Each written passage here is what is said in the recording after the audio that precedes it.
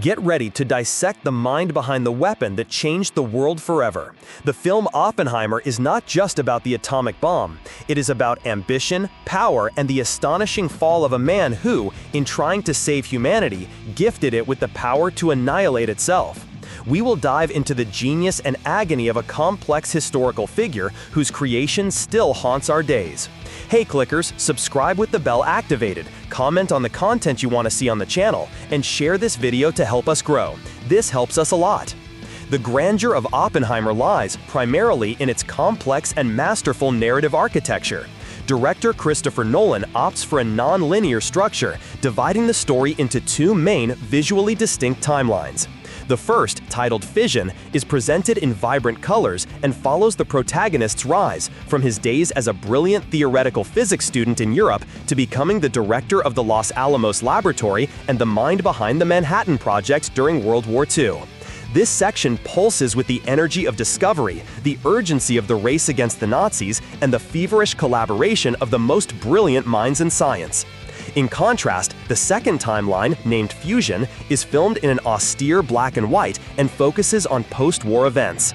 Specifically, it details J. Robert Oppenheimer's security hearing in the year 1954, a Kafkaesque process instigated by his past political affiliations and his subsequent opposition to the proliferation of nuclear weapons, especially the hydrogen bomb. This portion of the film is a claustrophobic political thriller that exposes the paranoia of the McCarthy era and the cruelty with which the system the protagonist helped protect turns against him. The interweaving of these two chronologies creates an overwhelming contrast between the creator and his creation, between scientific triumph and personal and moral devastation. Cillian Murphy's performance in the lead role is nothing short of monumental. The actor, a longtime collaborator of Nolan, finally takes the lead and delivers a career-defining performance. He not only captures the scientist's physical appearance, but also embodies his intellectual arrogance, his emotional vulnerability, and the crushing weight of his actions. Murphy masterfully transitions between the charisma of the young professor, the determination of the project leader, and the haunted, fragile figure of the man who became the destroyer of worlds. Every glance, every hesitation, and every burst of fury contributes to the construction of a deeply human and multifaceted portrait.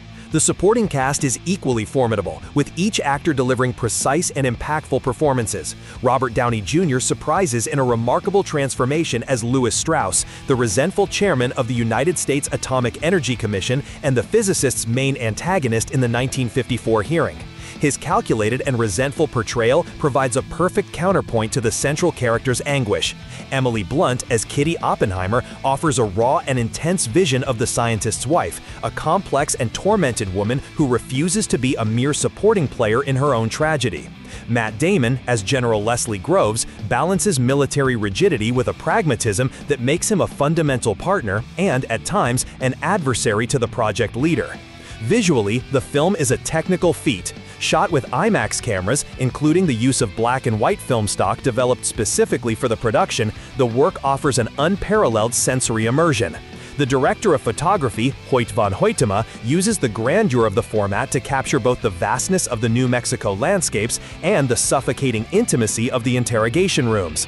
The depiction of the Trinity test, the first test of a nuclear weapon on July 16, 1945, is one of the high points of modern cinema. Achieved without the use of computer-generated imagery, the explosion is a terrifying and hypnotic representation of the sublime and terrible power that humanity had just unleashed. The sound design and Ludwig Göransson's score are vital elements in building tension. Sound is a constant and oppressive presence, from the stomping of feet that becomes the harbinger of an explosion to the deafening silence that follows the detonation. Göransson's music, driven by frantic violins and pulsating percussion, functions as the film's rhythmic engine, mirroring the race against time and the protagonist's internal turmoil. In crucial moments, the absence of sound is as powerful as its presence, forcing the viewer to confront the void left by destruction. The film does not shy away from the moral ambiguities of its central character. He is portrayed as a brilliant man, but also fallible, ambitious, and at times naive. The narrative explores his complex personal relationships, his ethical dilemmas, and the psychological burden of having led the project that resulted in the deaths of hundreds of thousands of people in Hiroshima and Nagasaki. By focusing on the scientist's perspective, the feature film forces us to question the nature of scientific responsibility and the unpredictable consequences of progress. The work is a deep character study, a historical epic, and a political thriller, all interwoven with a skill that solidifies its place as one of the most important cinematic works of the 21st century. And now I want to know your opinion. What did you like most about Oppenheimer? Was it the acting, the direction, the story? Leave your comment down below. Let's discuss this masterpiece. Do not forget to leave a like to support the channel and share this video with your friends who are also passionate about cinema. Your interaction is essential for us to continue bringing analyses like this one. Thanks. Hey kid, don't ever let them get inside your head. They'll tell you what to do in life instead of everything you know that you could get. Don't let them guide your life towards regret.